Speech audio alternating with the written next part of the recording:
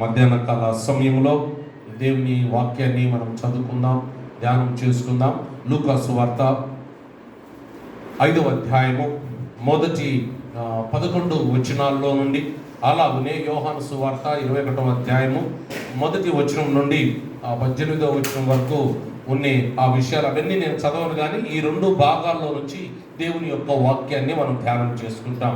లూకా సువార్త 5వ అధ్యాయం మొదటి వచనం నుండి 11వ వచనం వరకును, అలాగనే యోహాను సువార్త 21వ అధ్యాయము మొదటి వచనం నుండి 18వ వచనం వరకు ఉన్న విషయాల్లో నేను అక్కడక్కడ కొన్ని వాక్య భాగాలను మీకు జ్ఞాపకం చేయాలని నేను ఇష్టపడతా ఉంటున్నాను. నేను పెద్ద మర్మాలు చెప్పలేను, నాకు మర్మాలు తెలియదు కూడా. సాధారణమైన ఆ వర్తమానము, ఈ సాధారణమైన వర్తమానంలో ప్రభు తన శిష్యులతో ఉన్నప్పుడు దేవుడు చేసిన ఫలభరితమైన పరిచర్య ఎలా చేశాడో ఇందులో కనపడుతూ ఉంటున్నాయి. సేవకురాలమైన మనం ఫలభరితమైన పరిచర్య చేసేవారంగా ఉండాలని దేవుడు మనకి బాధ్యతలను అప్పగించాడు. సో ఈ 2 ప్యాసేజ్లో మనం చూసినట్లయితే, ఈ యొక్క లూకా సువార్త 5వ అధ్యాయము, అలాగనే యోహాను సువార్త 21వ అధ్యాయము మనము గమనించినట్లయితే మనం చూడగలుగుతాం. ఎవరైనా చెప్తారా చూడకుండా? ఏముంది అందులో? What is the context? ఆ సందర్భం ఏంటి? చేపలు పట్టడం. ఇంకా చేపలు ఏమో దొరకకపోవడం. Very good. ఇంకా వెరీ గుడ్, ఎక్సలెంట్. ఒకసారి అన్న క్లాస్ కొట్టండి. దేవుని మాట విన్నప్పుడు వారు 2 సందర్భాల్లో అద్భుతాన్ని చూడగలిగినారు. అది okay. How to be bountiful in God's work. How to be bountiful in God's work. దేవుని పనిలో ఎలా ఫల సమృద్ధి కలిగి ఉండడం, ఏ విధంగా దేవుని పరిచర్యలో ఫల సమృద్ధి కలిగి ఉండడం, లేకపోతే ఫలభరితమైన పరిచర్య చేయగలడం అనే దానికి మీరే జవాబు చెప్పారు. అదే చెప్తాను. సో యేసు ప్రభువారు ఈ 2 సందర్భంలో, beginning of his ministry and ending of his ministry, Yesu ప్రభువారు పరిచర్య ప్రారంభింపబోయే ముందు ఇది జరిగింది. యేసు ప్రభువారు పరిచర్య ముగించి ఆరోహణమై తిరిగి లేచిన తర్వాత ఇంకా ఆయన ఆరోహణం అయిపోతాడు. ఆ సందర్భంలో చేయబడిన ఈ 2 యేసు ప్రభు శిష్యుల్లో గొప్ప ఫలభరితమైన పరిచర్య చేయడానికి కొన్ని కీస్ ఇక్కడ పెట్టాడు. 7 కీస్ చెప్పాలని ఆశపడతా ఉన్నాను. ఒక 3 సూత్రాలను యేసు ప్రభువారు వారికి నేర్పించాడు. అందులో వారు ఎలా భవిష్యత్తులో ఫలభరితమైన పరిచర్య చేయబోవాలో ఆ దానికి సంబంధించిన 7 కీ ట్రూత్స్ మనం చూస్తాం. ఒక 7 అమూల్యమైన సత్యాలను మనం చూడగలుగుతాం.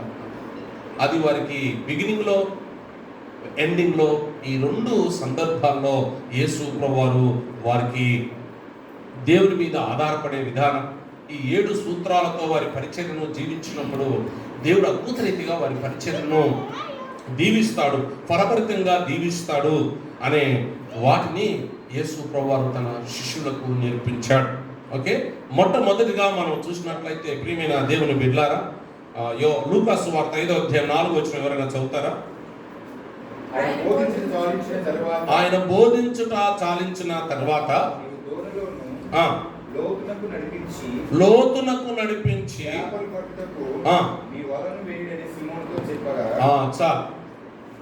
ఇక్కడ యేసు ప్రభువారు ఏం చెప్తా ఉన్నాడంటే, మీరు లోతుకు నడిపించి వలలు వేయడి అన్నారు. అది సో శిష్యులు దానికి ముందు చేపలకు వెళ్ళారు, చేపలు దొరకలే. కానీ ఎప్పుడైతే ఆయన మాట విన్నాడో చేపలు ఎన్ని ఉన్నాయంట? విస్తారంగా ఉన్నాయి. ఇంకా చూడండి, చూసి చెప్పండి. అదే అన్నమాట, వలలు పిగిలిపోయేటట్లుగా ఉన్నాయి. ఇంకొక చోట ధోని మునిగిపోయేటట్లుగా సందర్భాన్ని మనం చూస్తాం. సో మొట్టమొదటిది, మన పరిచర్య ఫలభరితంగా ఉండాలి అంటే we have to obey the God's word. అది దేవుని మాటను వినాలా, దేవుని యొక్క మాటను వినాలి. ఏంటి పాస్టర్ గారు, మేము దేవుని మాట వినడం లేదా? ఇంక్లూడింగ్ నేను కూడా కొన్నిసార్లు వినం. దేవుని మాట అనగా దేవుని వాక్యమే. ఏంటండి? దేవుని మాట అనగా దేవుని యొక్క వాక్యమే. సో దేవుని యొక్క వాక్యాన్ని మనము రెగ్యులర్గా చదవాలి. దేవుని యొక్క వాక్యాన్ని సేవకులమైన మనం, సేవకురాలమైన మనం దేవుని యొక్క వాక్యాన్ని వినాల.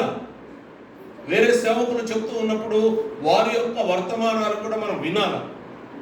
తర్వాత దేవుని యొక్క వాక్యం చదువుతూ ఉన్నప్పుడు, దేవుడు నాతో మాట్లాడినప్పుడు, మీతో మాట్లాడినప్పుడు ఆ మాటను మనం తీసుకోలేదు నా కొరకే అని. అలాగనే ఇతర సేవకులు బోధిస్తూ ఉన్నప్పుడు వాళ్ళు ఎక్కడ తప్పులు చెప్తారా అని వెతికే వాళ్ళు కూడా కొంతమంది ఉంటారు. అది ఉండకూడదు. మనం మనుషులం, పొరపాటు మాట్లాడవచ్చు. నేను మాట్లాడచ్చు, పొరపాటుగా చెప్పొచ్చు. నేను ఒక దగ్గర ఒక ఆయన చెప్తుంటే విన్నాను. అది ఆయన ఒకటి చెప్పినది నాకు అంగీకారం కాలేదు, కాబట్టి నేను ఆయననేమన్నాను. బట్ వాట్ ఈస్ రైట్ అది నేను నా దాంట్లో ఉండాలి. కొన్ని మంచిగా చెప్పినాడు, అవి నేను అడాప్ట్ చేసుకోవాలి. ఒక పాస్టర్గా మనము మన జీవితాల్లో ఈ యొక్క దేవుని యొక్క వాక్యాన్ని తీసుకోవాలి. ఈ వాక్యానికి లోబడాలి. ఈ వాక్యాన్ని ధ్యానం చేయాలి. ఈ వాక్యం కొరకు మనం నిలబడాలి. ఆ మాటను గైకొనాలి. గైకొన్నప్పుడు దేవుడు మనం అద్భుతాన్ని చూడగలుగుతాం. వలలు పిగిలిపోతా ఉన్నాయి, ఇంకొక సందర్భంలో దోణి మునిగిపోతా ఉంది. సో దేవుని మాటను వినాలి. చాలామంది మనం ఏం చేస్తామంటే విన్నట్టుగా ఉంటాము కానీ వినం. అది మంచిది కాదు.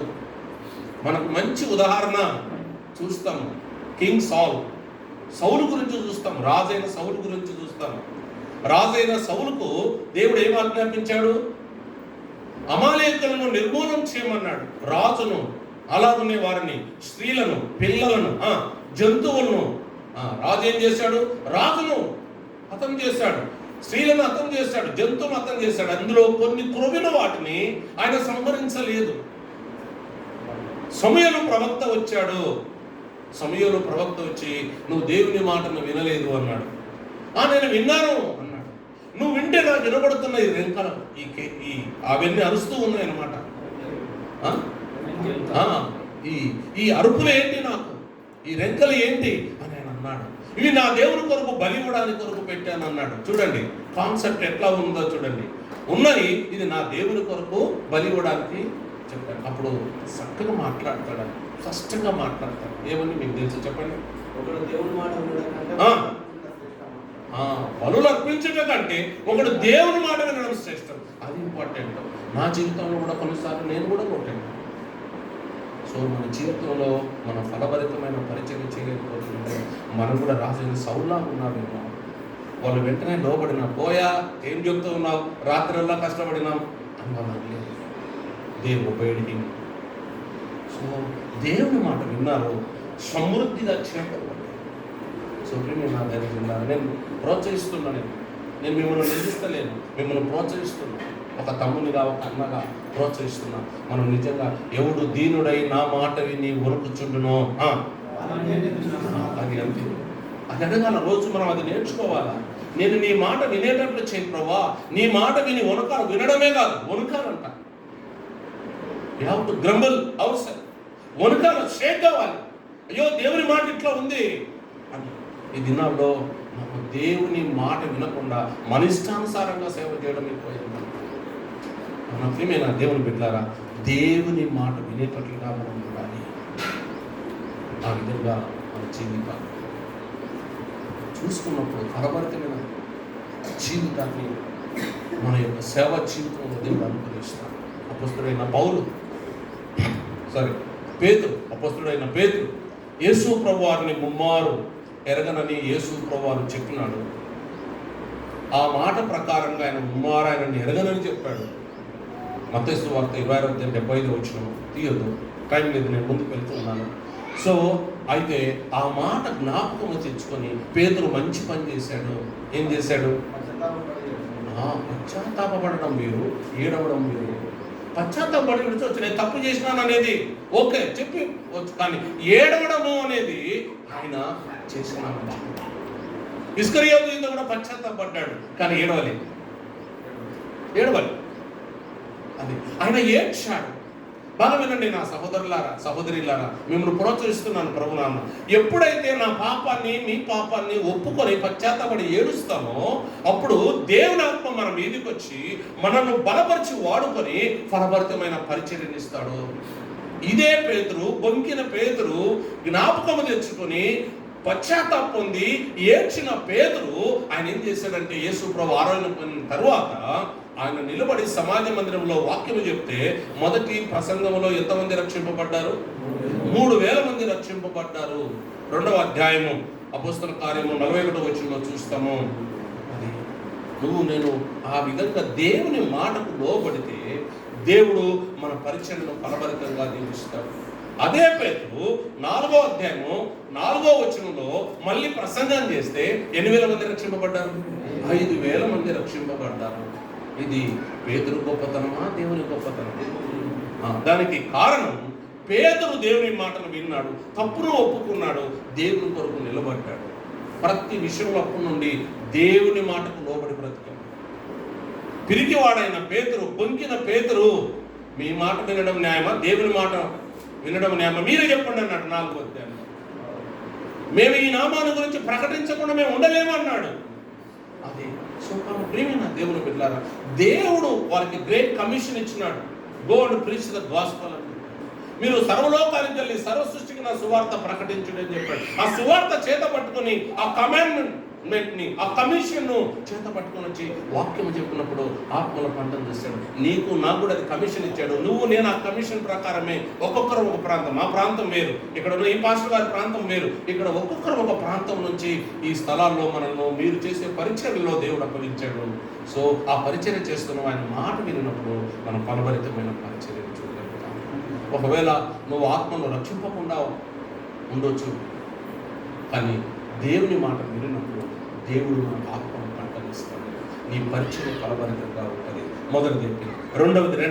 రెండవది యేసు ప్రభువారు ఈ 2 లూకా సువార్త 5వ అధ్యాయంలో, యోహాను సువార్త 21వ అధ్యాయంలో ఆ ఫలభరితమైన పరిచర్య డెవలప్ కావడానికి కొరకు శిష్యులకు నేర్పిన సూత్రాల్లో 2వ సూత్రం ఏంటంటే సెల్ఫ్ ఎగ్జామిన్, స్వపరిశీలన. చూడండి, చదువుతారా? లూకా సువార్త 5వ అధ్యాయం 8వ వచనం. లూకా సువార్త 5వ అధ్యాయం 8వ వచనం. సీమోను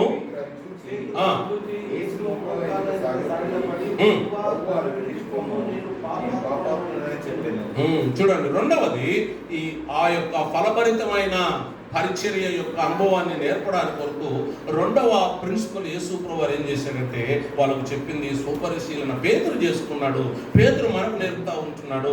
పేతురు ఆ యొక్క అద్భుతాన్ని చూశాడు. అద్భుతాన్ని చూసిన తర్వాత నువ్వు దేవుడవు, నేను మానవుడనని ఆయన ఏం చేశాడంటే నన్ను విడిచిపోమన్నాడు. యేసు ప్రభువు ఏం చేశాడు? విడిచిపోయాడా? విడిచిపోలేదు.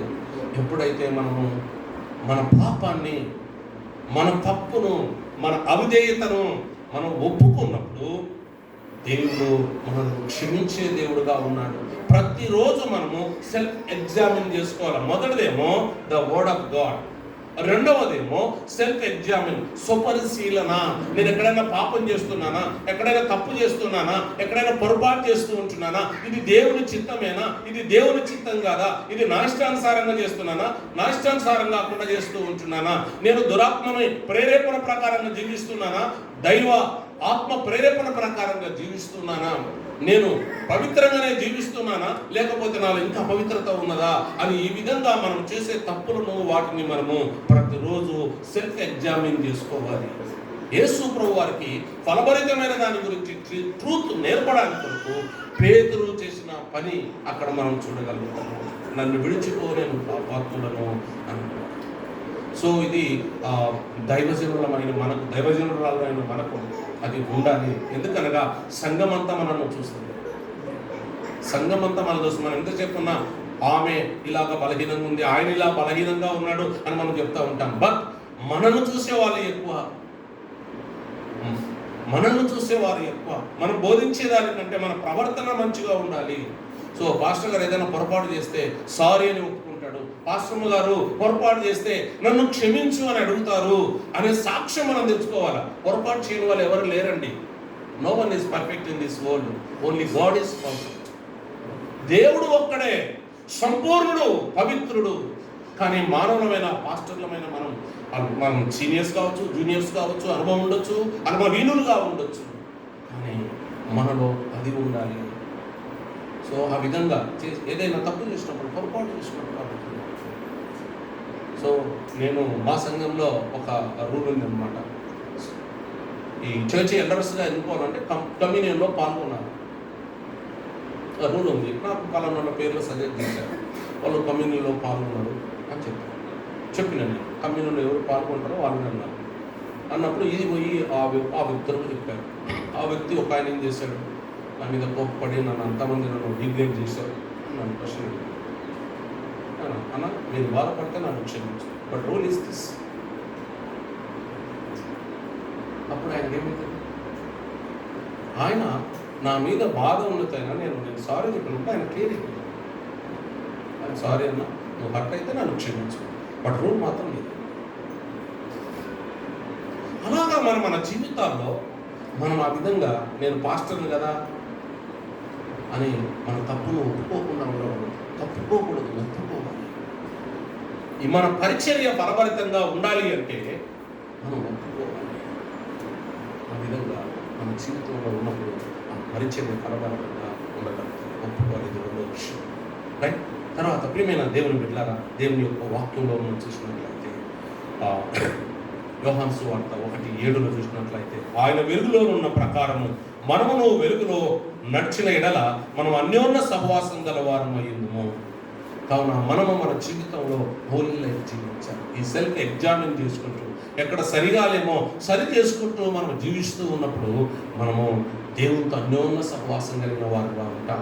అన్యోన్య సహవాసం కలిగిన వారంగా ఉన్నప్పుడు దేవుడు నీలో ఉంటాడు, మీలో దేవుడు ఉంటాడు. నువ్వు దేవునిలో ఉంటావు, అలాగనే దేవుడు నీలో ఉంటాడు. ఎవడు నా యందు నిలిచిండునో, నేను ఎవని యందు నిలిచిండునో వాడు బహుగా ఫలించును. ఆ క్లెన్సింగ్ అనేది ఇంపార్టెంట్, సెల్ఫ్ ఎగ్జామిన్ అనేది ఇంపార్టెంట్, హోలీ లైఫ్ అనేది ఇంపార్టెంట్. అంటే మేము పాపలమా పాస్టర్ అని చెప్పాము, నేను చెప్తలేదు. బట్ ఆ విధంగా చెక్ చేసుకొని మనం దేవునితో అన్యోన్య సహవాసం కలిగి జీవించినప్పుడు దేవుడు మనలో ఉంటాడు, మనం దేవుల్లో ఉంటాం, మనం బహుగా ఫలిస్తాం. ఇది రెండవది. సో మూడవ ప్రిన్సిపల్ మనం చూసినట్లయితే లవ్ ఫర్ గాడ్, దేవుని మీద ప్రేమ. మనం చూసినట్లయితే యోహాను సువార్త 21:15, 16, 17 వచనాల్లో మనం చూసినట్లయితే అక్కడ యేసు ప్రభువు పేతురుతో మాట్లాడతాడు. ఏమని మాట్లాడుతూ ఉన్నాడంటే, నేను చదువుతా ఉన్నాను. వారు భోజనం చేసిన తరువాత యేసు సీమోను పేతురును చూచి, యోహాను కుమారుడైన సీమోను, వీరి కంటే నీవు నన్ను ఎక్కువగా ప్రేమించుచున్నావా అని అడగగా, అతడు అవును ప్రభువా, నేను నిన్ను ప్రేమించుచున్నానని నీవే ఎరుగుదు అని ఆయనతో చెప్పెను. యేసు నా గొర్రెలను మేపుమని అతనితో చెప్పెను. చూడండి, వీరికంటే అంటే ఏంటి? వీరికంటే అక్కడ ఉన్న శిష్యుల కంటే కాదు. అక్కడ మనం సందర్భం అర్థం చేసుకోవాలంటే వీటి కంటే, ఆ బోర్డు కంటే, ఆ ఒల కంటే, చేపల పట్టే వృత్తి కంటే నువ్వు నన్ను ఎక్కువగా ప్రేమిస్తున్నావు అన్నప్పుడు ఆయన ఇచ్చిన సమాధానం ఏంటంటే, అవును ప్రభువా, నేను ప్రేమిస్తా ఉన్నాను అన్నాడు. ఈ లవ్ ఏంటంటే అగాపే లవ్ అన్నమాట. ఫిలియోస్ లవ్ ఏమో స్నేహితుల స్నేహము. నువ్వు నన్ను ప్రేమిస్తే నేను నిన్ను ప్రేమిస్తా, స్నేహితుడు. అది స్నేహితుని యొక్క ప్రేమ. కానీ అగాపే ప్రేమ ఏంటంటే త్యాగపూరితమైన ప్రేమ, స్వార్థము లేని ప్రేమ. యేసు ప్రభు అటువంటి ప్రేమని మనకు చూపించాడు. దేవుడు లోకమును ఎంతో ప్రేమించాడు, కాగా తన అద్వితీయ కుమారునిగా పుట్టిన వారి నశింపక నిత్యజీవం పొందినట్లు ఆయన కుమారుని అనుగ్రహించినది. అది అగాపే ప్రేమ అన్నమాట. స్వార్థం లేని ప్రేమ, షరతులు లేని ప్రేమ, త్యాగపూరితమైన ప్రేమ. ఇటువంటి త్యాగపూరితమైన ప్రేమ నేను ప్రేమిస్తున్నా అని చెప్పాడు. అది గ్రీకులో అక్కడ అగాపే అని రాయబడే లవ్ దగ్గర అగాపే. సో ఆ ప్రేమతో నేను ప్రేమిస్తున్నానని చెప్పాడు. నిజంగా ఈరోజు నన్ను ప్రేమిస్తున్నావా అన్నప్పుడు నిజంగా పేతురులాగా మనం ధైర్యంగా, అవును నేను నిన్ను ప్రేమిస్తున్నాను, నువ్వు త్యాగపూరితమైన ప్రేమతో నన్ను ప్రేమించావు, నేను కూడా నేను త్యాగపూరితమైన ప్రేమతో ప్రేమిస్తున్నాను అని మనం చెప్పగలుగుతామా? చెప్పాలి. అప్పుడు అవును ప్రభువా, నేను ప్రేమిస్తున్నది నీవే ఎరుగదు. ఈ మాట నాకు హార్ట్ టచ్ చేసింది. నేను ప్రేమిస్తున్నా అని చెప్పడం సులువు, కానీ నీవే ఎరుగదు అంటే దేవుని హృదయం, ఆయన హృదయ ఆంతర్యం ఎరిగిన వాడు కదా. నీవే ఎరుగుదు అన్నప్పుడు అంటే ఆయన 100% దేవుని ప్రేమిస్తున్న విషయం నిజంగా అది సాక్రిఫిషియల్ లవ్ అన్నమాట. అగాపే లవ్, నీవే ఎరుగుదు అన్నాడు.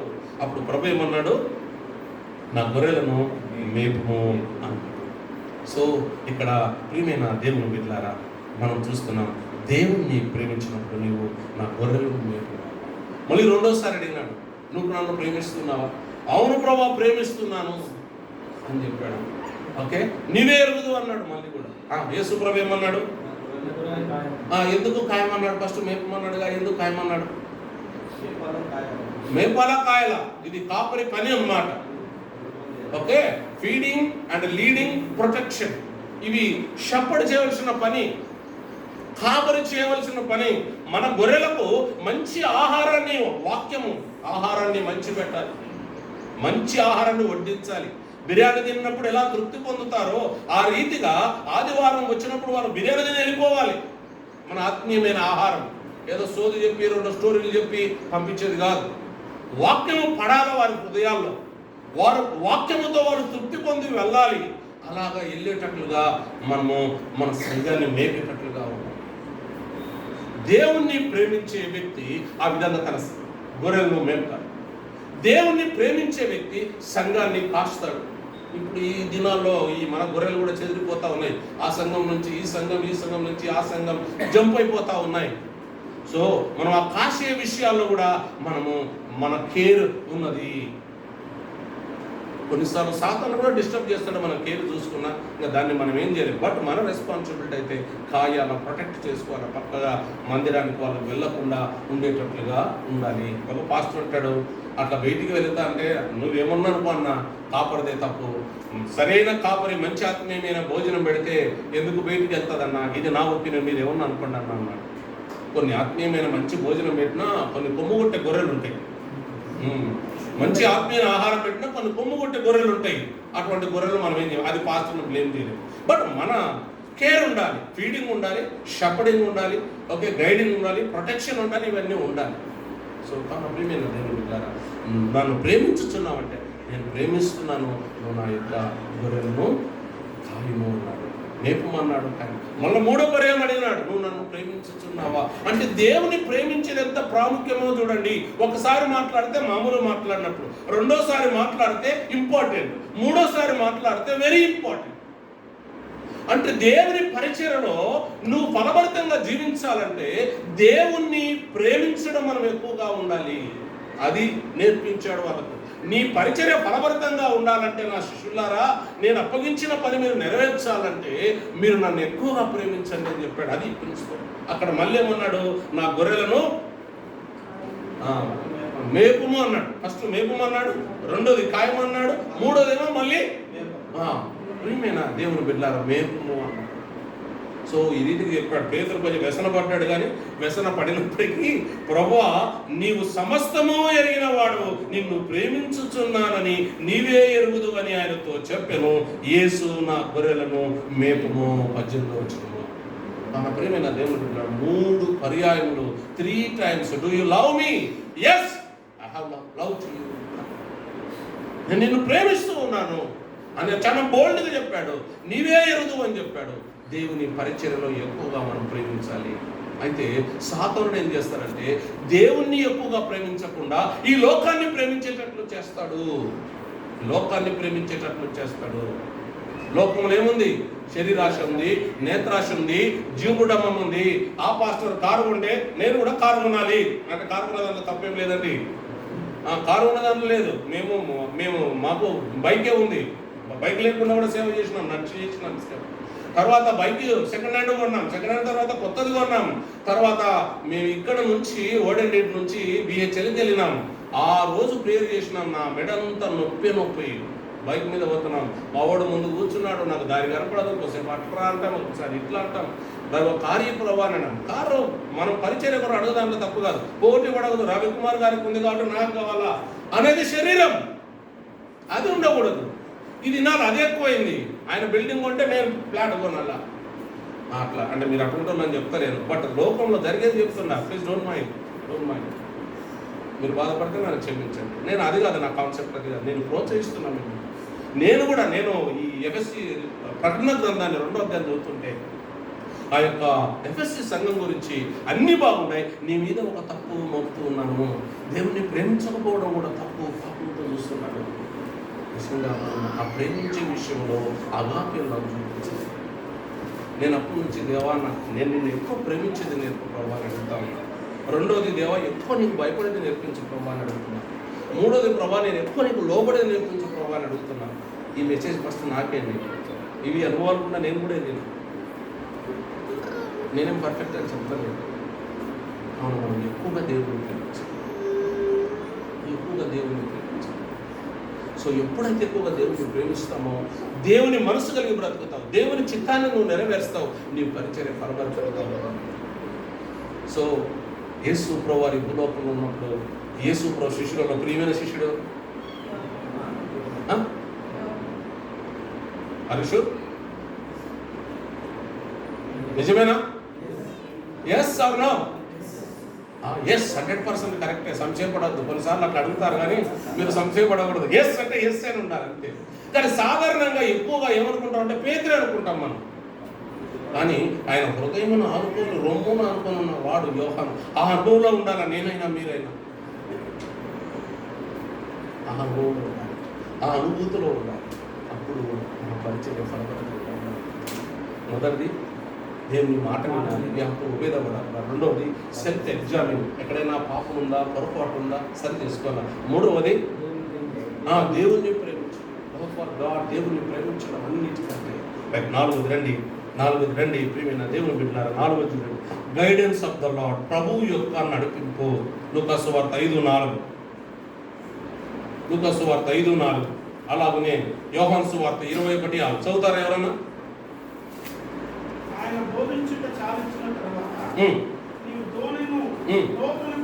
చాలు, నువ్వు దోణిను లోపలికి నడిపించు. 21:6 నేను చదువుతున్నా, నేను ఎందుకంటే తీసుకుని లేదని వారు ఆయనతో చెప్పిరి. అప్పుడు ఆయన దోణ కుడి ప్రక్కన వలవేయుడి మీకు దొరుకునని చెప్పెను గనుక వారు అలాగూ వేయగా చేపలు విస్తారంగా పడినందున వల్ల లాగలేకపోయిరి.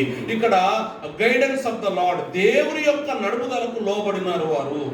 దేవుని యొక్క నడుపుదలకు లోబడినప్పుడు వారు సమృద్ధి అయిన చేపలు పట్టగలిగి ఉన్నారు. వారి పని సఫలహీనతగా ఉంది.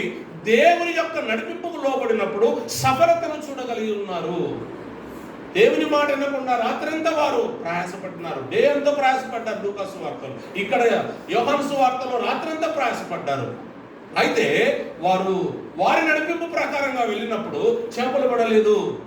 సేమ్ బోట్ సేమ్ సీ, అంటే సీలు వేరే ఉన్నాయి. గలిలే సీ, ఇక్కడ గలిలియా సముద్రం ఉంది. తర్వాత ఇంకోటి ఇక్కడ మనం చూసినట్లయితే గన్నేసరెతు అని మనం చూస్తాము. రెండు వేరువేరుగా ఉన్నాయి. కానీ ప్రియమైన దేవుని బిడ్డలారా, బట్ అదే సముద్రము, అదే సరస్సులో, అదే బోటు, అదే వల, అదే నీళ్ళలో వాళ్ళు వేశారు. కానీ వాళ్ళకి చేపలు పడలేదు. ఎప్పుడైతే దేవుని యొక్క నడిపింపు ప్రకారంగా వారు లోబడ్డారో అప్పుడు వారు విస్తారమైన చేపలు పట్టగలిగి ఉన్నారు. పరిచర్యలో ఇది చాలా ప్రాముఖ్యమైనది. నా ఇష్టానుసారంగా చేయకూడదు, మీ ఇష్టానుసారంగా చేయకూడదు.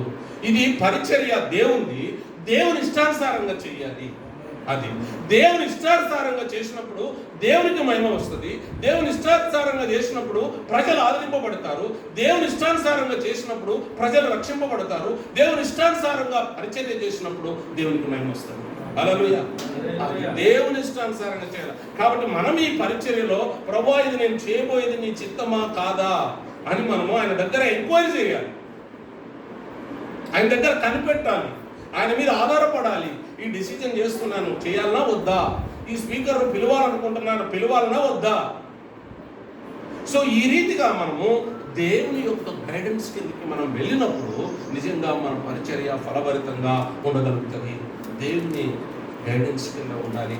ఇప్పుడు దేవుని గైడెన్స్ ఏంటంటే పరిశుద్ధాత్మ దేవుని ఆధీనంలో మనం నడిపింపబడడం, పరిశుద్ధాత్మ దేవుని నడుపుదలతో మనం ముందుకు వెళ్ళడం. పరిశుద్ధాత్మ దేవుని గురించి మనం చూసినట్లయితే పరిశుద్ధాత్మ మీ మీదకి వచ్చినప్పుడు మీరు శక్తి నందుదురు అని అపొస్తలుల కార్యం 1:6లో చూస్తాము. యోహాను సువార్త 14లో మనం 26లో చూసినట్లయితే పరిశుద్ధాత్ముడు సమస్తం మీకు బోధిస్తాడు, అలాగనే దేవుని మాటలు జ్ఞాపకం చేస్తాడు అని రాయబడి ఉంది.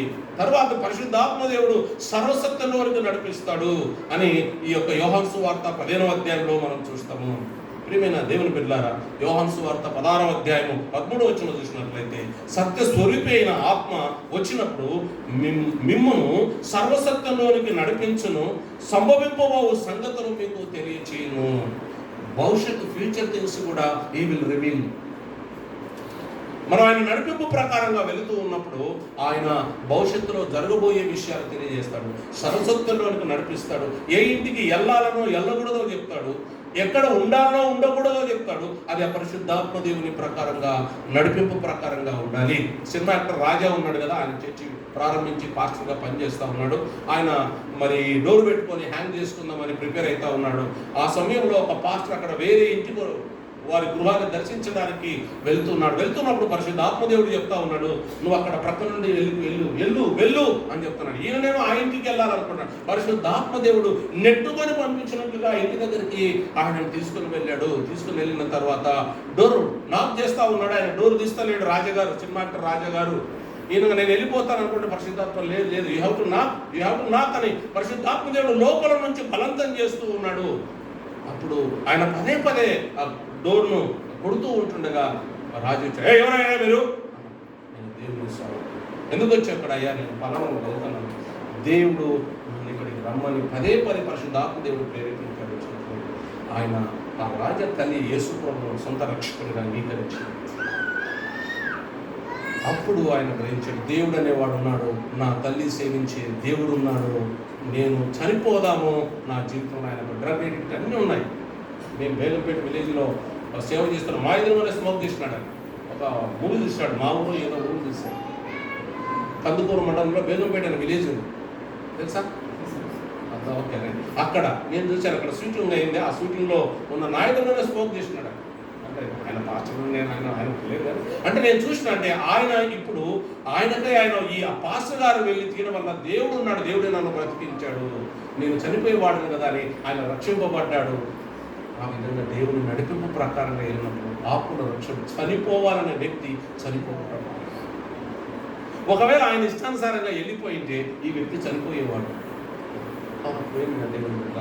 దేవుని పరిచయం, పరిశుద్ధాత్మ దేవుని ఆధీనంలో మనము నడిపింపబడడం మంచిది. సామెతల గ్రంథం 3వ అధ్యాయం 5వ వచనం, నీ సుబుద్ధిని ఆధారము చేసుకునక నీ పూర్ణ హృదయంతో యెహోవా యందు నమ్మిక ఉంచుము, నీ ప్రవర్తన అంతటిని ఆయన అధికారమునకు ఒప్పుకొను, అప్పుడు ఆయన నీ త్రోవలు సరళము చేయను. సుబుద్ధిని ఆధారం చేసుకోవద్దు, సంపూర్ణంగా దేవుణ్ణి నమ్మకం ఉంచాలి. అప్పుడు ఆయన నీ త్రోవలను సరళం చేస్తాడు. ఫలభరితమైన పరిచర్యను మనం చూడగలుగుతాం దేవుని ఆత్మ నడిపించినప్పుడు. మొదటిది దేవుని మాట వినాలా, రెండవది సెల్ఫ్ ఎగ్జామ్ మనం పరీక్షించుకోవాలా, మూడవది దేవుని ప్రేమించాలా, నాలుగవది దేవుని యొక్క నడిపింపు ప్రకారం వెళ్ళాలి, ఐదవది ప్రొవిజన్ ఆఫ్ గాడ్, దేవుడు ఇచ్చినది. ఇవన్నీ ఒకదాని తర్వాత స్టెప్ బై స్టెప్ జరుగుతున్నాయి అక్కడ. సో నెక్స్ట్ ఏంటంటే ప్రొవిజన్ ఆఫ్ గాడ్, దేవుడు ఇచ్చేది ఏంటి? దేవుడు ఇచ్చేది అంటే యోహాను సువార్త 21:13 నేను చదువుతున్నాను. యోహాను సువార్త 21వ అధ్యాయం 13వ వచనం నేను చదువుతాను. యేసు వచ్చి ఆ రొట్టెను తీసుకొని వారికి పంచిపెట్టెను, అలాగే చేపలు కూడా పంచిపెట్టెను. ఇక్కడ మనం చూస్తూ ఉన్నాము, యేసు ప్రభువు ఏం చేశాడంటే వారి యొక్క అవసరతను గుర్తిరిగి ఆకలిగా ఉన్నారు, రాత్రంతా పనిచేశారు, ఆకలితో ఉన్నారు కాబట్టి వారిని ప్రేమించి యేసు ప్రభువు ఏం చేశాడంటే రొట్టె అలాగనే చేపలు వారికి వడ్డించాడు. ఇది దేవుడు వారికి ఇచ్చినది. నా దేవ సేవకులారా, నువ్వు నేను సేవ పరిచయం చేస్తున్నప్పుడు మనకు ఎన్నో అన్ని అవసరతల్లో దేవుడు ఉన్నాడు, దేవుడు ఇచ్చింది ఉన్నాడు. ఇది నమ్మకం చేస్తాను.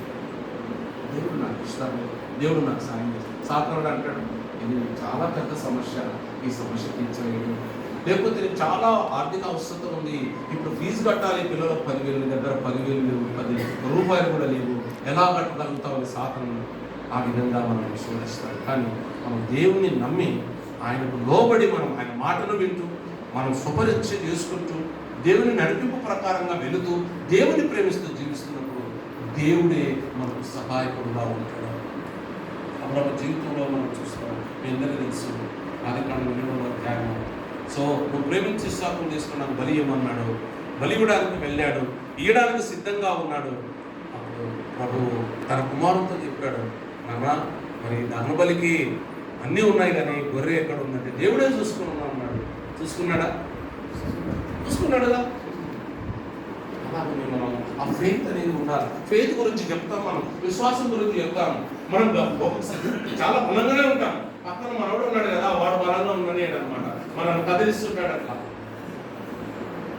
సో ఆ విశ్వాసంతో ఉన్నప్పుడు మనం కూడా మన సంఘస్థలకు మాదిరిగా ఉంటాం. ఓ నా ప్రియమైన సంఘస్థులారా, నా గొర్రెలారా, నేను పలానా పరిస్థితుల్లో ఇద్దరు ఉన్నప్పుడు దేవుని మీద నమ్మకం వచ్చాను, ఇదిగో ఇద్దరు మనకు సాయం చేశారు. అవి వాళ్ళకు కూడా అది ఎంతగానో ఉద్యోగకరంగా ఉంటుంది. వాళ్ళు కూడా ప్రార్థన చేస్తారు. మా పాస్టర్ అవసరంతో ఉన్నప్పుడు, నమ్మిక వచ్చినప్పుడు సాయం చేసాం, నాకెందుకు చేయవు అని వారు కూడా దేవుని దగ్గర వారు ప్రార్థనలో పోరాడగలుగుతారు. దేవుని ద్వారా వారి అవసరతను గురించి తిరిగి సాయం చేశారు. సేవలో నీ అవసరతను గురించి తిరిగి, ఆర్థిక అవసరతనే కాదు, సంఘంలో ఉండే సమస్య కావచ్చు, సంఘంలో ఉన్న ఇబ్బంది కావచ్చు, సంఘంలో ఉన్న నీకు ఎదుర్కొంటున్న ఇతరుల ద్వారా వచ్చే ఆటంకం కావచ్చు. ఇది ఎక్కువైంది మనకు. ఈ ఆర్థిక ఇబ్బంది కంటే ఇది మనకు వేగ వారితో అది ఏదైనా సరే సహాయం చేస్తే వారి అవసరత ఆకలిగా ఉన్నారు, వారి అవసరం తీర్చాడు, నమ్మకం ఉంచాడు. మనము మన అవసరత గుర్తిరిగి మనకు సహాయం చేసే ఉన్నాడు. కావున సహాయం చేస్తాడు. ఒక సేవకుడు గురించి చెప్తారు. సో ఒక సేవకుడు 2వ తరగతి చదివాడు. ఎందుకంటే 2వ తరగతి చదివాడు. కట్టెలు కొట్టుకోవాలి, 10 మంది పిల్లలు పోషించాలి, కట్టెలు కొట్టుకోవాలా, అవన్నీ ప్రోగు చేసి అమ్మాలా, 10 మంది పిల్లలు చదివేయాలి. దేవుని నమ్మిన తర్వాత 1 సంవత్సరానికి ప్రభు ప్రేరేపించి దేవుని సువార్త చెప్పమని చెప్పాడు. చెప్పినప్పుడు మీ భార్యకి చెప్పాడు, సిస్టర్ బాగా వినండి, అమ్మా నేను దేవుని సేవ చేయాలనుకుంటున్నాను, దేవుడు నన్ను ప్రేరేపిస్తున్నాను, సేవకు వెళ్తాను అన్నప్పుడు ఆ తల్లి అన్నారు, అయ్యా 10 మంది పిల్లలు ఉన్నారు, నువ్వు రోజంతా కష్టపడతా ఉన్నావు, ఈ కట్టెలు కొట్టి తీసుకొచ్చినంత మనం బ్రతుకుతున్నావు, సేవకు వెళితే మరి మనం ఎలా బ్రతకగలుగుతామయ్యా, వదిలేయ్యా మరి నువ్వు బాధపెట్టలేక పరిశుద్ధాత్మ దేవుని ప్రేరేపణను ఆపుకొని ఆయన తిరిగి కట్టెలు కొడుతూనే ఉన్నాడు. డబ్బులు వస్తూనే ఉన్నాయి, కానీ జీవితం నుంచి విశ్వాసంగా ఉన్నాయి. సో 1 ఇయర్ అయింది. 1 ఇయర్ అయిన తర్వాత భార్య భర్త దగ్గరకు వచ్చి, అయ్యా రోజు పరిచయం చేస్తానన్నావు, అయింది నువ్వు సంవత్సరంలో అంత కష్టపడ్డావు, 1 రూపాయి కూడా నీకు రాలేదు, మనం చిన్నపిల్లల సంఖ్యలో వేసుకున్నట్టున్నావు కాబట్టి నువ్వు సేవకి వెళ్ళాడు. వెళ్ళిన తర్వాత 1 వారంలోనే అక్కడ సెల్ఫ్లో 10 రూపాయలు, ఇక్కడ సెల్ఫ్లో 10 రూపాయలు అక్కడ ఉంది. ఆమె చూసింది, అయ్యో నేను సంవత్సరం రోజులు నా భర్తను ఆపానే, నా తప్పైంది, క్షమించు ప్రభువా. తర్వాత జరుగుతూ ఉంది. తర్వాత పిల్లల ఫీజులు పెరుగుతూ ఉన్నాయి, ఆర్థిక సమస్య కూడా ఎక్కువైపోయింది, తిండి తినడానికి రాత్రికి లేదు, రేపు వండడానికి ఏం లేదయ్యా. మా ప్రభు ఉన్నాడు, ప్రభు చూసుకుని రాత్రి ప్రార్థన చేసుకున్నాడు. ఉదయాన్నే లేచాడు, వాళ్ళ గ్రామంలో సువార్త చేయడానికి వెళ్ళాడు. పాపను రక్షించుటకు క్రీస్తు లోకమునకు వచ్చిన సువార్త చెప్పాడు. 4 స్థలాల్లో చెప్పాడు. తెల్లవారుతుంది ఇంటికి వెళ్తున్నప్పుడు ఒక ఆయన నాయన గుంపులో పెట్టుకుని వచ్చాడు. పెదినైనా రాత్రి నాకు నిద్ర లేదు పెదినైనా, నేను నీకు తీసుకుని ఇవ్వాలని నాకు ఆ తలంపు ఉంది అన్నాడు. ఆ దండం తీసుకొని వస్తే తిన్నాడు. దేవుడు సాయం చేసేలా దేవుడు పంచుకుంటాడు. మనం అపనమ్మకంగా ఉంటాం కానీ ఆయన మన దగ్గర, మనం లోపడడం కానీ ఆయన మనం లోపడకుండా ప్రేమించే దేవుడు మనకు సాయం చేస్తాడు. ఇంకొక ఎగ్జాంపుల్ చెప్పి నేను చెప్తాను. ఈ 10 మందిని చదివించాలా, స్కూల్లో ఫీజు కట్టాలి, అయ్యా పిల్లలు ఫీజు కట్టకపోతే వాళ్ళు బయట నిలబెడతామన్నారయ్యా అని చెప్పింది. ఇదే సేవకుడు ఇవాంజలిస్ట్ అయిన పాస్టర్ కాదండి. సరే ఈయన ఏం చేయాలి, పని అయితే వెళ్ళాలి కదా. ఉదయం లేచాడు, ప్రార్థన చేసుకున్నాడు, ఇంట్లో నుంచి బయలుదేరి వెళ్ళాడు. వెళ్తున్నప్పుడు దారిలో ఇంత పెద్ద మూట ఆయన కనపడింది. మీరు చెప్పండి, ఏం చేసి ఉంటాడు ఆయన? తొందరగా చెప్పండి, నా టైం అయిపోతుంది. తీసుకోలేదు. సాధారణంగా ఎవరైనా అదే చెప్తాం, నేనేం కూడా అదే బా దేవుడు ఎంత గొప్పవాడు, మా ప్రార్థన విన్నాడు అని మూట ఎత్తుకొని పోయి మనం చేస్తాం. ఆయన తీసుకోలేదు. వెళ్ళి దూరం పోయి అక్కడ హోటల్ దగ్గర కూర్చున్నాడు. 45 minutes వెయిట్ చేయాడు. 45 నిమిషాలు వెయిట్ చేశాడు. 3/4 గంట వెయిట్ చేశాడు. అందరూ ఆ రోడ్లో వెళ్తున్నారు కానీ ఎవరు దాన్ని టచ్ చేస్తారు. తర్వాత ప్రభు ఇది నా కొరకే వచ్చాము, వెళ్ళి మూట తీసుకుని పోయి ఇంట్లో ఇప్పుడు తండ్రి డబ్బులే దేవుడు ఇస్తాడని నమ్మకం ఉంచాలి. మనం ఆయన ఇచ్చే దేవుడు, తన ప్రియ కుమారుని ఇచ్చాడు మన పాపం కొరకు, ప్రాణం పెట్టాడు. అంతమే అతని కాదు, నీ ఆర్థిక వసతులు ఇచ్చే దేవుడు, నీ సంఘ సమస్యలు ఇచ్చే దేవుడు, అన్యుల ద్వారా వచ్చే సమస్యలు కూడా దేవుడు నీ సమస్యలను తీర్చివేసి నీకు సాయం చేసే దేవుడు. ఐదు, ఆరోది ఓకే, ప్రమోషన్, పదోన్నతి, ప్రమోషన్. లూకా సువార్త 5:10 చదువుతారా? లూకా సువార్త 5:10 వచ్చిన అయిపోయింది, నేను క్లోజ్ చేస్తాను 5 నిమిషాలు. లూకా సువార్త 5:10 వచ్చిన. అలాగా సీమోను కూడా పాలివారైన జబదయి కుమారులలో యాకోబును యోహానును విస్మయమందుడి. అందుకు యేసు, భయపడకము, ఇప్పటి నుండి నువ్వు మనుషుల పట్టు వాటిపై యుద్ధం అని సీమోనుతో చెప్పాను. చాలు. హల్లెలూయా, హల్లెలూయా. దేవునికి స్తోత్రం. మనుషులు పట్టేవాడు ఏమైనాడు ఇప్పుడు? దేవుడు ఇచ్చిన ప్రమోషన్ ఏంటి? మనుషులు పట్టేవాడుగా చేశాడు. చేపలు పట్టే ఆయనను మనుషులు పట్టేవాడుగా చేశాడు. ప్రమోషన్ ఇచ్చే దేవుడు, మన పరిచర్య ఫలభరితంగా దీవించే దేవుడు, ఆశించే దేవుడు. దేవుని మాట వినాలి, పవిత్రంగా జీవించాలి, మనము సెల్ఫ్ ఎగ్జామిన్ చేసుకోవాలి, దేవుని ఎక్కువగా ప్రేమించాలి. అలాగనే ప్రియమైన దేవుని బిడ్డలారా, ఆయన నడిపింపు ప్రకారంగా వెళ్ళాలి. ఆయన ఇచ్చే దేవుడుగా ఉన్నాడు. ఇచ్చే దేవుడునే కాదు, ప్రమోట్ చేసే దేవుడుగా ఉన్నాడు. ఆయన పదోన్నతి ఇచ్చే దేవుడుగా కూడా ఉన్నాడు. చేపలు పట్టే వాళ్ళను మనుషులు పట్టేవారుగా చేశాడు దేవుడు. మనం ప్రియమైన దేవుని బిడ్డలారా, ఇక్కడనేమో పేతురుతో ఇక్కడ చేపలు పట్టేవారు మనుషులు పట్టున్నాడు. ఈ 21వ అధ్యాయంలో మనం చూసినట్లయితే, నువ్వు నా గొర్రెలను మేపు అన్నాడు. నా గొర్రెలను మేపు, ఒట్టి పట్టి వదిలిపెట్టే కాదు, నువ్వు మేపు అని చెప్తా ఉన్నాడు. నువ్వు కాయము అని చెప్పాడు. అలాగే నేను జ్ఞాపకం చేసిన, నువ్వు నన్ను ప్రేమిస్తున్నావు అంటే పట్టడం ఒకటే కాదు, నువ్వు ఆ మనుషులను మేపాలా కాయాలని కూడా చెప్పాడు. అది దేవుడు మనకిచ్చే ప్రమోషన్. అది ఇక్కడ ఇచ్చాడు. అంత మాత్రమే కాకుండా నువ్వు నేను నిజంగా మనుషులను రక్షించే వారంగా, మనుషులను కాపాడే వారంగా, మేపే వారంగా మనం ఇచ్చినది గొప్ప అధికత. ఇదొకటే కాదు పదోన్నతి. మనము ఈ లోకంలో ఒక మంచి కాపరిగా జీవించినప్పుడు, ప్రధాన కాపరి ప్రత్యక్షమైనప్పుడు మీరు వాడబారిని మహిమా కిరీటాన్ని పొందుకుంటారు. దాన్ని చూడండి. నీ కష్టాలు ఉన్నాయేమో, నీకు ఇబ్బందులు ఉన్నాయేమో, నీకు శ్రమలు ఉన్నాయేమో, నువ్వు నలిగిపోతున్నావు, అసలు సేవకు ఎందుకు వచ్చినావురా అని అనుకునే దినాలు కూడా ఉన్నాయి. ఒక సమస్య తర్వాత మరొక సమస్య, ఒక బాధ తర్వాత మరొక బాధ వచ్చినప్పుడు ఆ సంఘంలో జరిగే అలజడులను బట్టి కొన్నిసార్లు ఆ విధంగా అనిపిస్తుంది. ఎందుకు ఉంటాయి? సంఘాన్ని చక్కగా వేపినప్పుడు, కాచినప్పుడు, బలపరిచినప్పుడు, నడిపించినప్పుడు దేవుడు వాడవారిని మేము అది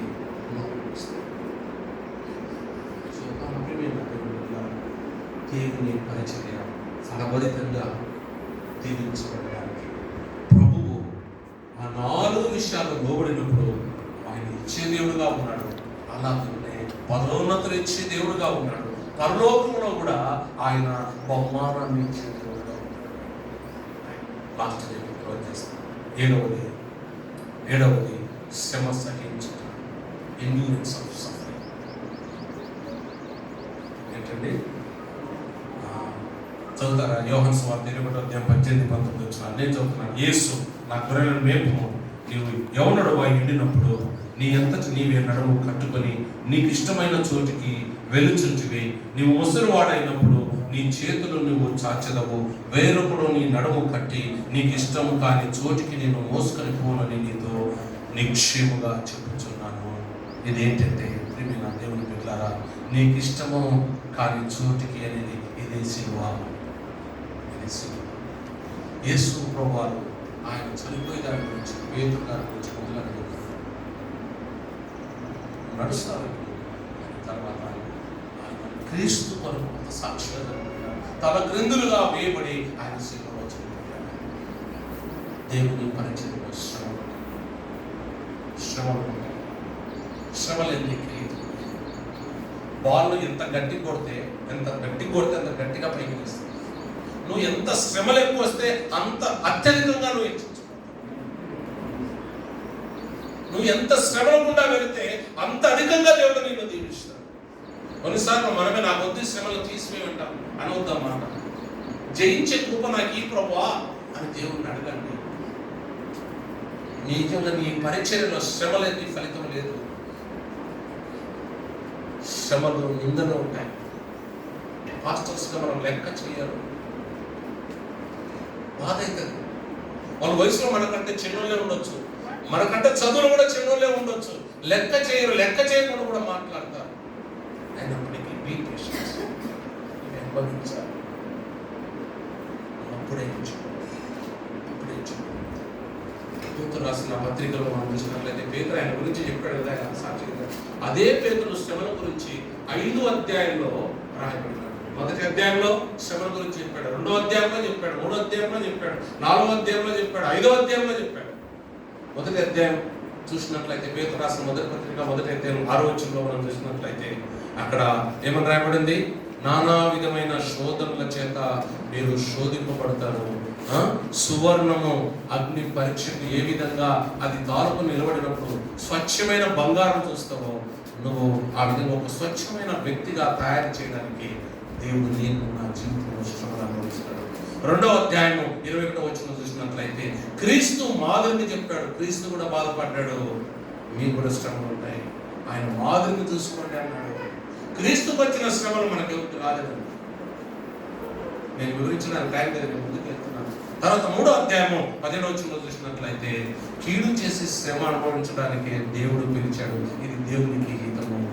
కీడు చేసి శ్రమ అనుభవించడానికి ఇది చాలా బాధ. చూడండి, మంచి చేసి శ్రమ అనుభవించడానికి దేవుడు పిలిచాడు. కీడు చేసినోడు శ్రమ అనుభవిస్తే వానికి ఏం లేదు. ఓకే, కీడు చేసిన వారికి శ్రమ అనుభవిస్తే వారికి ఏమి ఫలితం లేదు. కానీ దేవుడు ఏం చేసినా తెలుసా? మంచి చేసి కీడును అనుభవించడానికి పిలిచాడు. ఇది దేవుడికి హితము. నువ్వు మంచి చేసినప్పుడు నీకు శ్రమలు వస్తాయి. ఆయన దేవుడు పిలిచాడు హితము. 4వ అధ్యాయం 12-13 వచనం చూసినట్లయితే అగ్ని వంటి మహాశ్రమలు, అగ్ని వంటి మహాశ్రమలు అయినప్పుడు మీరు సంతోషించండి అని రాయబడింది. అగ్ని వంటి మహాశ్రమం వచ్చినప్పుడు మీరు భయపడాల్సిన అవసరం లేదు, సంతోషించండి. లాస్ట్ 5వ అధ్యాయంలో 9-10 వచనంలో చూసినట్లయితే లోకమందున్న మీ సహోదరులకు ఈ విధమైన శ్రమలే క్రీస్తు యేసు యొక్క మంచి సైనికుల వలె మరి ఈ లోకంలో ఉండే మన సహోదరులకు నానా విధములైన శ్రమలు వస్తాయి. ప్రభువుకి వచ్చాయి, ప్రవక్తలకు వచ్చాయి, మనకు వస్తాయి. అలా ఉంది తిమోతి రాసిన పత్రికలో 2వ తిమోతి 2:3లో శ్రమ అనుభవించుము, క్రీస్తు యేసు యొక్క మంచి సైనికుల వలె పోరాడము. మనం సైనికుల పని. సైనికుడు ఏం చేస్తాడు? రోజు వ్యాయామం చేయాలంట. మా భార్య వాళ్ళ అన్న రిటైర్డ్ అయ్యాడు, వాళ్ళ పెద్దమ్మ కొడుకు రిటైర్డ్ అయ్యడానికి 1 మంత్ ఇక్కడికి వచ్చాడు. ఆర్మీలో ఉంటాడు ఆయన. అయినప్పటికీ ఆయన రిటైర్డ్ అయినా కూడా డ్రిల్ చేయాలంట, ఎక్సర్సైజ్ చేయాలంట. ఎక్సర్సైజ్ చేయడం కష్టమే, పరిగెత్తాలా, అవి చేయాలా, దుంకాలా, ఇవన్నీ చేయాలి. మనం కూడా క్రీస్తు సైనికుల వల్లే మనం పోరాడుతూనే ఉండాలి. శ్రమ అనుభవిస్తూ కష్టపడుతూ మనం ఉంటూనే ఉండాలి. తర్వాత తిమోతికి రాసిన 2వ పత్రికలోని 4వ అధ్యాయం 5-6 వచనాలు చూసినట్లయితే శ్రమ పడము, అన్ని విషయంలో మితముగా శ్రమ పడము. పౌలు తిమోతి ఈరోజు మనతో చెప్తున్నాడు, నువ్వు శ్రమను, బాధలు, ఇబ్బందులు ఉన్నావు, నువ్వు శ్రమను కూడా వెళ్ళాలి. ప్రభువు ఈ శ్రమంలో తోడుగా ఉండి జయాన్ని మనకి ఇస్తాడు. అంత మాత్రం కాదు, ఈ శ్రమ అనుభవించినప్పుడు దేవుడిని ఉన్నతమైన స్థితిలో దేవుడు దీవిస్తాడు. రైట్. విలియం బూత్ అనే భక్తుడు ఏమన్నాడంటే ఈ విధంగా అన్నాడు, కన్నీరు, చెమట, రక్తము సౌమ్య జీవితంలో ఉంటాయి. కన్నీరు, చెమట, రక్తము. రక్తం అనగా కొడతారు, కొంతమంది చనిపోతారు. చెమట ప్రభు కొరకు మోకరించి ప్రార్థన చేస్తున్నప్పుడు, కరెంట్ లేనప్పుడు వాటర్ చెమట కారుతూ ఉంటుంది. కష్టపడి కొన్నిసార్లు పనిచేసిన నడిచిపోయే సేవకులు ఉన్నారు, చెమట కారుతూ ఉంటుంది. ఇంకా ప్రియమైన దేవుని బిడ్డలారా, ఆయన 3 విషయాలు చెప్పడం జరిగింది. కన్నీరు, బాధలు, శ్రమలు, ఇబ్బందులు వచ్చినప్పుడు కన్నీరు కార్చాల్సింది, చెమట కార్చాల్సిన పరిస్థితి ఉంది, వీలైతే రక్తం కూడా కార్చాల్సిన పరిస్థితి. ఇది విలియం బూత్ అనే భక్తుడు చెప్పాడు. తర్వాత వాచ్మెన్ని అనే భక్తుడు ఏం చెప్పాడంటే, నీవు శ్రమపడుటకు సిద్ధపాటు కలిగిన మనసు మనందరికి ఉండాలి. ఏంటంట? శ్రమపడుటకు సిద్ధపాటు కలిగిన మనసు మనందరికి ఉండాలి. సో ఈ విధంగా శ్రమలు అనుభవించినప్పుడు శ్రమకు తగిన ఫలితం ఇచ్చి దేవుడు మన పరిచయం దీవిస్తాడు. దేవుడు ఈ మాటలు మన వెనుకట్లో దీవించి ఆశీర్వదించుగాక. చిన్న ప్రార్థన చేసుకుందాం. ప్రియమైన దేవుని బిడ్డలారా, అల్పులమైన నిన్ను నన్ను దేవుని పరిచర్య కొరకు పిలిచాడు. పిలిచిన మనం ఇక్కడ శిష్యులకు నేర్పాడు. ఆయన దేవుని వాక్యం మనము వినాలి, చదవాలి, గైకొనాలి, మాటకు లోబడాలి. అలాగనే మనము సుపరిశీలన చేసుకుంటూ పాపమును తీసివేస్తూ ప్రభువుతో సన్నిహితమైన సంబంధం కలిగి జీవిస్తున్నప్పుడు ఫలభరితమైన పరిచర్యగా దీవిస్తాడు. అలాగనే ఎక్కువగా దేవుణ్ణి ప్రేమించాలి. దేవుణ్ణి ప్రేమించినప్పుడు ప్రభు మన పరిచర్యను ఫలభరితంగా దీవిస్తాడు. దేవుని నడుపుదల ప్రకారంగా దేవుడు చిత్త ప్రకారంగా మనం చేస్తూ ఉన్నప్పుడు దేవుడు మన పరిచర్యను ఫలభరితంగా చేస్తాడు. అలాగనే దేవుడు ఉన్నాడని నమ్మి మనం ముందు ఉన్నప్పుడు దాన్ని ఫలభరితం చూస్తాం. ఆ సేవకుడు ఫీజు కట్టాలన్నప్పుడు ఆయన సరే అని చెప్పాడు, సేవకు వెళ్ళాడు, విస్తారమైన డబ్బులను ఆయన చూశాడు. నమ్మాలి. అలాగనే ప్రియమైన దేవుని బిడ్డలారా, మనం చూస్తూ ఉంటున్నాం. ఆరోది ప్రియమైన దేవుని బిడ్డలారా, మనం దేవుని దగ్గర కనిపెట్టుకోవాలి. ఓకే, అప్పుడు ఆయన పదోన్నతిని ఇస్తాడు. ప్రధాన కాపరి ప్రత్యక్షమైనప్పుడు వాడుబారిని మహిమ కిరీటాన్ని పొందుకుంటాము. సో ఆ విధంగా దేవుని మీద ఆధారపడుతూ తగ్గించుకుంటూ ఉన్నప్పుడు దేవుడు మనల్ని హెచ్చించేవాడుగా ఉన్నాడు. లాస్ట్ది శ్రమ పడడానికి ఓపిక కలిగి జీవించినప్పుడు ఆ శ్రమలో నుండి అత్యధికమైన ఆశీర్వాదాన్ని దేవుడు ఇచ్చి నడిపిస్తాడు. ఆ రీతిగా మనకు దేవుడు సాయం చేయనుగాక. ప్రభువా, మీకు వందనాలయ, స్తోత్రములు. మమ్మల్ని ప్రేమించి కనికరించి రక్షించే వందనాలు. మీ పరిచర్యలో మేము ఫలభరితమైన పరిచర్య చేయనట్లు నన్ను మమ్మల్ని బలపరచండి. ఆ రోజు శిష్యులకు నేర్పించిన సత్యాలు 7 సత్యాలు చూసాను. ఆ రీతిగా మేము వాటి ప్రకారంగా జీవిస్తూ మీ ద్వారా మేము ఫలభరితమైన పరిచయం చేసి మీకు మహిమను తీసుకొచ్చేవాడుగా అనుకూలమైన మా పనులు మా చేతిని దీవించుకుని మీ యొక్క తోటలో ఇరువారుగా పనివారుగా కావలి వారుగా నన్ను మమ్మల్ని చిన్న పాత్రగా వాడుకోమని మేము చేయలేము. ఈ పని మాతో కాదు. మీ జ్ఞానం తెచ్చి, మీ నడుపుదల తెచ్చి, మీ శక్తి తెచ్చి, ప్రత్యేకంగా మీ కృప దయచేసి నాకు నా సహోదరులకు సహోదరికి దయచేసి మీకు మహిమ చెల్లిస్తూ, మీకు కృతజ్ఞత చెల్లిస్తూ, మాటలు ఫలింపచేయమని ప్రభువైన యేసు నామములో ప్రార్థిస్తున్నాను తండ్రి. Thank you. God bless you. మనందరినీ బలపరిచినటువంటి పాస్టర్ గారు మరి శాంతకుమార్ గారికి మరి ఈ ఫెలోషిప్ తరఫంగా ముఖ్యంగా ఆయనకు ధన్యవాదాలు తెలుపుతున్నాము. అదేవిధంగా మరి తిరిగి సమయంలో లేచి నిలబడి ఒక పాట పాడుకుంటూ మనం కానుకలు సమర్పించుకుందాం. దయచేసి అందరూ లేచి పెడదాం. బ్రదర్ డేవిడ్ గారు రావాలి, పాట రండి. పాట పాడుకుంటూ మనము ప్రభుకి ఇచ్చే అర్పణలు కార్యక్రమాలు సమర్పిస్తాం.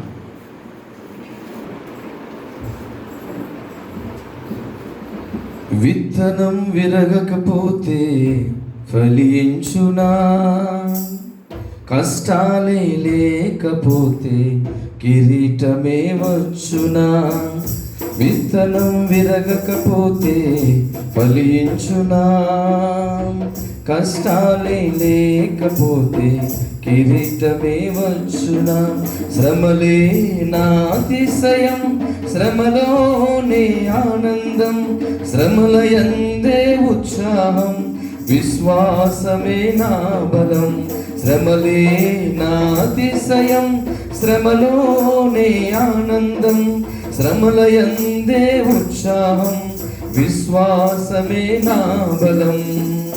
విత్తనం విరగకపోతే ఫలించునా, కష్టాలే లేకపోతే కిరీటమే వచ్చునా. విత్తనం విరగకపోతే ఫలించునా, కష్టాలే లేకపోతే కిరీటమే వచ్చునా. చప్పలు కొడదాం అందరు కూడా. గట్టి కొడు.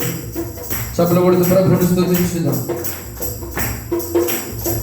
పోరాటం దేవునిదైతే నాకేలారాటం, విశ్వసించి నిలుచుంటేనే ఇస్తాడు విజయ కిరీటం.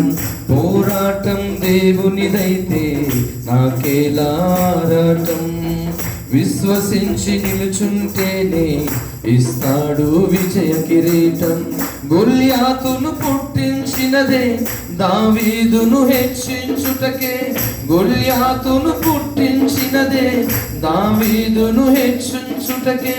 కిరీటం కావాలంటే గొల్యాతులు రావద్దా, కిరీటం కావాలంటే గొల్యాతులు రావద్దా.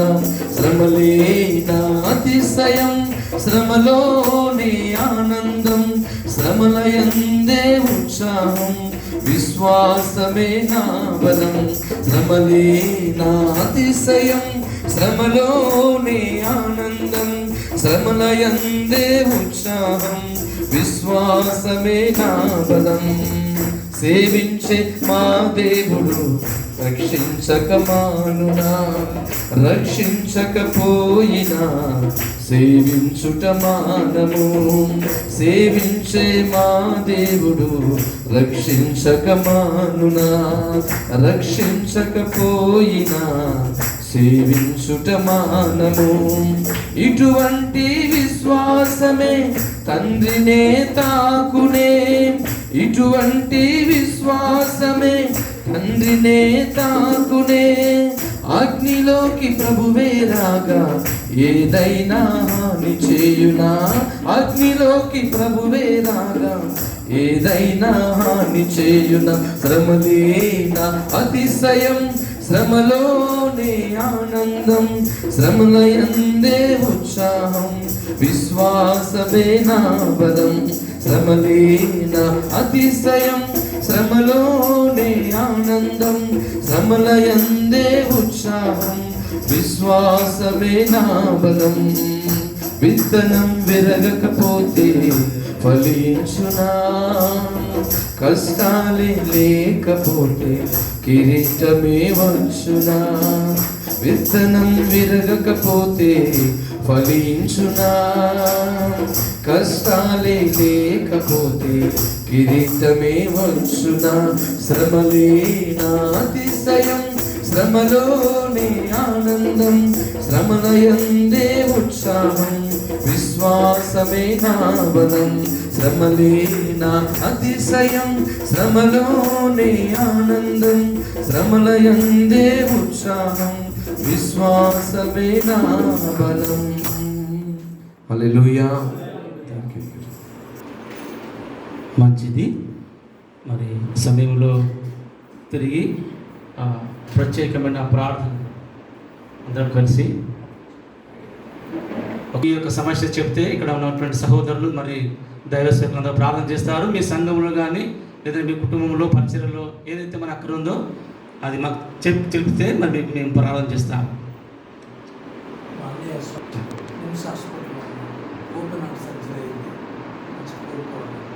సరే, మన ప్రెసిడెంట్ గారు ఉన్నారు ఇక్కడ, మన అన్నయ్య గారు నీమ్స్ హాస్పిటల్లో ఉన్నారు.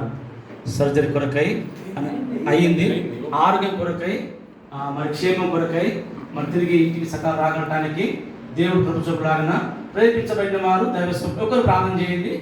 ఒకరు ఎవరైనా ప్రేరేపించబడినారు క్షేమం కొరకు ఆరోగ్యం కొరకు మరి ప్రెసిడెంట్ గారు అన్నయ్య గారి కొరకు ప్రార్థన చేస్తాం. చేయండి.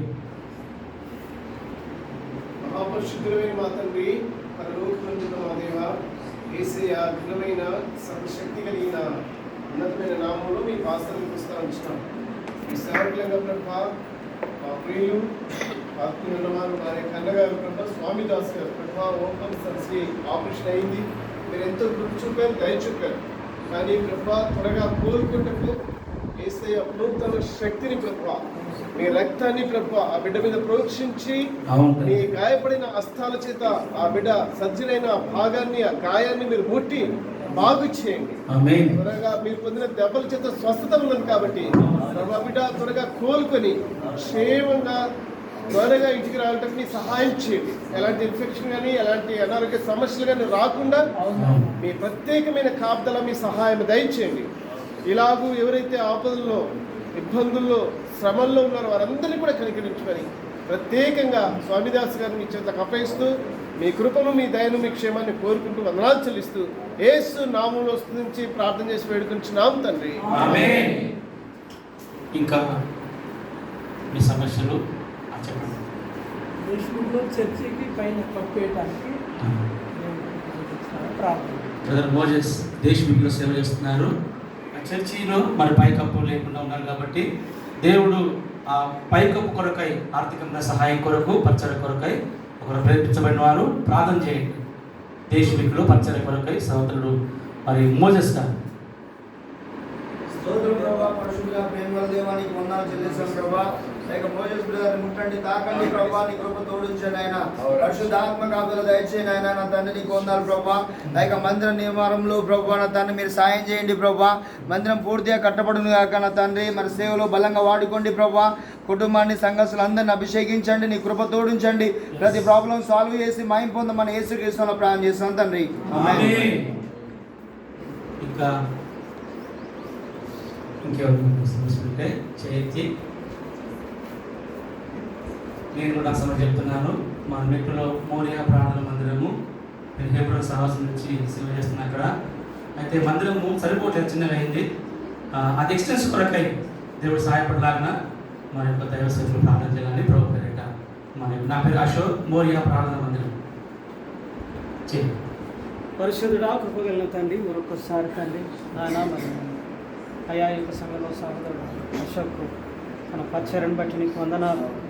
అవును తండ్రి, సంఘంలో తండ్రి అభివృద్ధి పరిచి ఆశీర్వదించి అయాది మరి నిండారులుగా అవుటకు నాని మొక్కలు గోడలెక్కి అయా మొక్కలు ఫలించుటకు తండ్రి మీరు కృప దయచేసినందుకు మీకు వందనాలు. అయా తూర్పు తట్టు పడమటి తట్టు ఉత్తరపు తట్టు దక్షిణపు తట్టు అయా మొత్తం మరి అదంతా కూడా తండ్రి ఎక్స్టెండ్ అవ్వబడును గా కాని ప్రకటిస్తున్నాం. అవును ప్రభా, మీ కృప